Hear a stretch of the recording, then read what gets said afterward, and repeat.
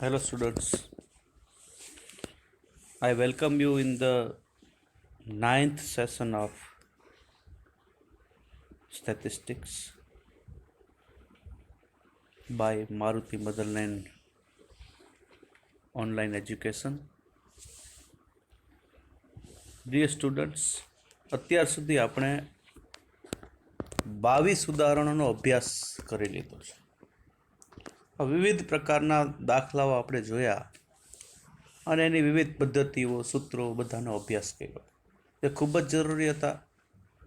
જે ઉદાહરણો ઉપર મેં ભાર મૂક્યો છે એમાં બરોબર ધ્યાન આપજો, જેથી કરીને આપણે એક પણ માર્ક આ સ્વાધ્યાયમાં ગુમાવીએ નહીં. અગેન આમ રિપીટિંગ કે આ સ્વાધ્યાયનો ગુણભાર 12 માર્ક્સનો છે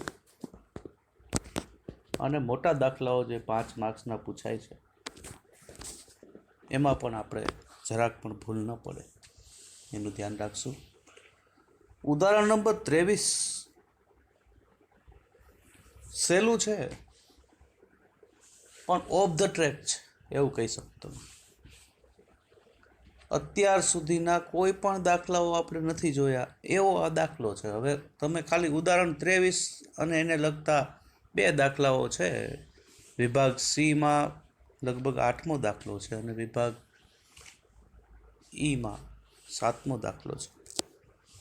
આ 2 દાખલાઓ આને લગતા છે, પણ તમે કદાચ એને સ્કીપ કરી ગયા, ભૂલ થઈ ગઈ, ભૂલ રહી ગઈ અને આપણે ભૂલી ગયા તો દાખલો આપણને પરીક્ષામાં પૂછાય તો ન આવડે એવું બને.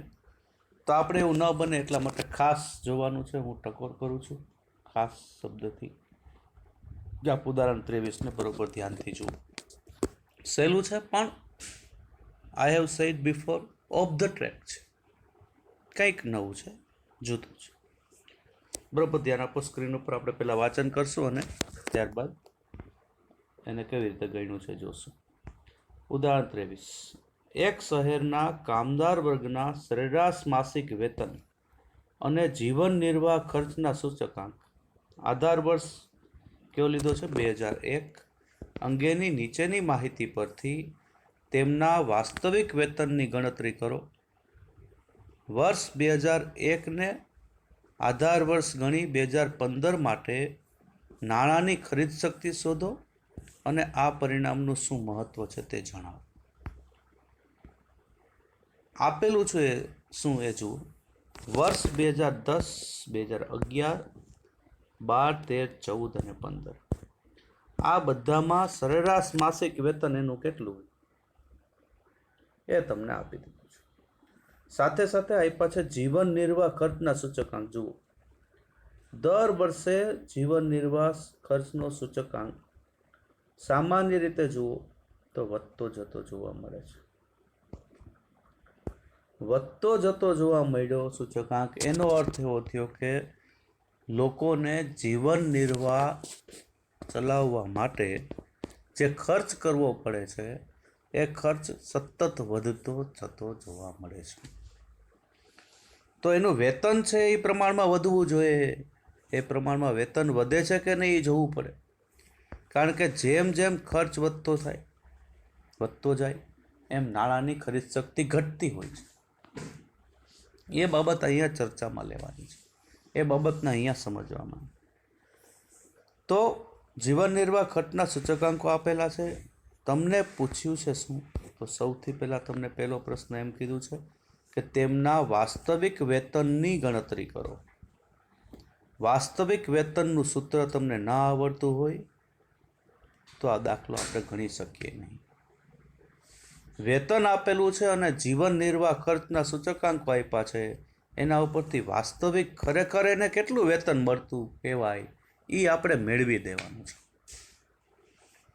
વાસ્તવિક વેતનનો અર્થ એ છે કે ખરેખર વેતન છે 15,000 રૂપિયા 2010માં અને જીવન નિર્વાહ ખર્ચનો સૂચકાંક છે 192. તો વેતન 15,000 છે પણ સૂચકાંક વધવાના કારણે એની ખરીદ શક્તિ ઓછી ગણાય. તો ખરેખર વેતન એને કેટલું મળતું ગણાય 15,000ની બદલે એ આપણે મેળવી દેવાનું. તેનું સૂત્ર બરોબર મગજમાં ઉતારો. પરીક્ષામાં પૂછાય તો આપણને આવડવું જોઈએ. વાસ્તવિક વેતન બરાબર સરેરાશ માસિક વેતન છેદમાં જીવન નિર્વાહ ખર્ચનો સૂચકાંક ગુણ્યા 100. ચાલો, તો આની ત્રિરાશી માંડતી હોય છે કે ભાઈ 100 એ આટલું તો સરેરાશ માસિક વેતન આટલા કેટલું ગણાય. આ રીતે બધું જોવાતું હોય છે. જુઓ બરોબર એનું સૂત્રમાં કઈ રીતે આપણે મૂકીએ છીએ અને જવાબ મેળવીએ છીએ, બરોબર ધ્યાન આપો. તો અહીંયા વર્ષની કોલમ બનાવશું, ત્યારબાદ સરેરાશ માસિક વેતન, જીવન નિર્વાહ ખર્ચનો સૂચકાંક અને વાસ્તવિક વેતન આપણે મેળવીશું. સહેલું છે, તો મેં તમને કીધું એમ મગજમાં ના હોય તો અઘરું પડે. 15,000 ભાગ્યા 192 ગુણ્યા 100 છે. એનું વેતન કેટલું? 15,000, પણ ગણાવવાનું કેટલું છે? વાસ્તવમાં 7,812.5 આધાર વર્ષની સરખામણીએ જુઓ તો એટલું થયું છે. આ રીતે બધામાં ગણતરી કરશું. વર્ષ 2011માં 15,600 ભાગ્યા એનો સૂચકાંક જીવન નિર્વાહનો આપેલો છે 203, અને એને ગુણ્યા 100 કરશું એટલે 7,684.73. આ પહેલાંય મેં તમને ટકોર કરી છે. ગણતરીમાં બરોબર ધ્યાન આપવું, કેલ્ક્યુલેટરમાં આંકડાઓ બરોબર જોઈને લખવા. ત્રીજો આંકડો પોઈન્ટ પછીનો 5 અથવા 5થી મોટો હોય તો એને રાઉન્ડ ઓફ કરવાનું ભૂલવાનું નથી. આ રીતે આપણે 2015 સુધીના વેતનમાં જોઈએ તો 2015માં એનું વેતન, એને સરેરાશ માસિક વેતન મળ્યું છે 20,000. એટલે એમ થાય કે ઓહો, આને વેતન તો 20,000 રૂપિયા થઈ ગયું, ખૂબ વધારો થઈ ગયો. પણ ખરેખર એની સામે સૂચકાંક જો તો જીવન જીવવા માટેનો જે ખર્ચ છે એ 287 સૂચકાંક થઈ ગયો. એટલે આધાર વર્ષની સરખામણીએ તમે વધારો જોવા જાઓ તો 287, એમાંથી આપણે બાદ કરશું 100, તો 187% જેટલો તો વધારો થઈ ગયો છે. એટલે ખરેખર 20,000 રૂપિયાની આવક છે, પણ સૂચકાંકની દ્રષ્ટિએ જુઓ તો એની આવક 6,969.64 થાય. તમારે એનું જવાબમાં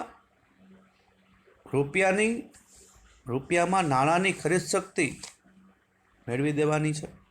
કઈ રીતે? બરોબર આ લાઈન હું વાંચું છું, તમે પણ એમાં ધ્યાન આપો. બરોબર સ્ક્રીન ઉપર રૂપિયામાં નાણાંની ખરીદ શક્તિ હંમેશા આધાર વર્ષની સરખામણીએ ચાલુ વર્ષના જીવન નિર્વાહ ખર્ચના સૂચકાંકનો વ્યસ્ત હોય છે. યાદ રાખવાનું. તો વર્ષ 2001ના આધાર વર્ષની સાપેક્ષમાં વર્ષ 2015માં નાણાંની ખરીદ શક્તિ તમને મેળવવાની કહે તો 100 ભાગ્યા જે સૂચકાંક આપ્યો હોય એ કરી નાખવાનું. એટલે અહીંયા તમને મળશે 0.3484. ત્રીજો આંકડો 8 છે, એ 5થી મોટો છે, જેથી આપણે 34 છે એના કરી નાખશું 35. આનું કઈ રીતે અર્થઘટન કરશું? તો નાણાંનો એકમ રૂપિયો હોય તો આધાર વર્ષ 2001ની સરખામણીમાં વર્ષ 2015ના રૂપિયાનું મૂલ્ય 35 પૈસા જેટલું થયું તેમ કહેવાય. 2001માં જે રૂપિયાનું મૂલ્ય 1 રૂપિયો હતું એ મોંઘવારી વધતા 35 પૈસા જેટલું થઈ ગયું છે એમ કહેવાય. આ વસ્તુ ખરેખર બહુ ધ્યાનમાં લેવા જેવી છે, મહત્વનો દાખલો છે. ઉપરાંત તમને અહીંયા એવું પૂછ્યું છે કે એનું અર્થઘટન જણાવો, એનું સમજાવો. તો આપણે વાંચીએ છીએ ઉપર, બરોબર ધ્યાન આપજો સ્ક્રીનમાં.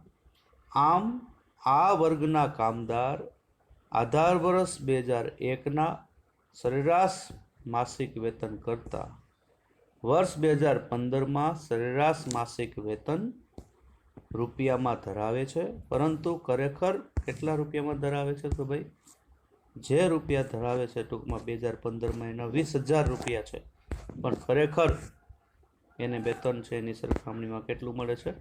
6,967.64 જેટલું કહી શકાય. કારણ કે રૂપિયાની કિંમત છે ખૂબ જ છે, એની ખરીદ શક્તિ છે ઘટતી ગઈ અને 35 પૈસા જેટલી જ રહી ગઈ. એટલા માટે રાઉન્ડ એબાઉટ 6,968.64 આધાર વર્ષની સરખામણીમાં એનો વેતન આપણે ગણી શકીએ. તો આ રીતે આ દાખલો ખૂબ જ મહત્વનો. મેં કીધું એમ આગળ જે મુખ્ય આપણું સ્વાધ્યાય છે, મેઇન સ્વાધ્યાય છે, એમાં વિભાગ સી અને વિભાગ ઈમાં આને લગતા જે બે દાખલાઓ છે એ આપ સૌ ધ્યાનપૂર્વક ગણો અને આ સ્વાધ્યાયની પૂરેપૂરી પ્રેક્ટિસ કરો. કોઈ પણ ક્વેરી હોય તો આપણે જ્યારે મળશું ત્યારે ચર્ચામાં લેશું. You are always welcome to solve the queries from my self. તો આપ સર્વે આપના તબિયતનું ધ્યાન રાખો, અભ્યાસ માટે સ્વસ્થ રહ્યો, મગજ સ્વસ્થ રાખો અને આ સમયનો પૂરેપૂરો સદુપયોગ કરો. અને ફરી પાછું જ્યારે શૈક્ષણિક કાર્ય ચાલુ થાય ત્યારે એવી જ તાજગી જે પહેલાં જેવી હોય આપણી પાસે એ તાજગી સાથે આપણે અભ્યાસની શરૂઆત કરીએ. એટલા માટે સતત આની સાથે તમે ફેમિલિયર રહ્યો, સતત આ વિષયને જુઓ, આ વિષયના વિડીયો જુઓ અને એની પ્રેક્ટિસ કરો એવી મારી ઈચ્છા છે. Thank you very much.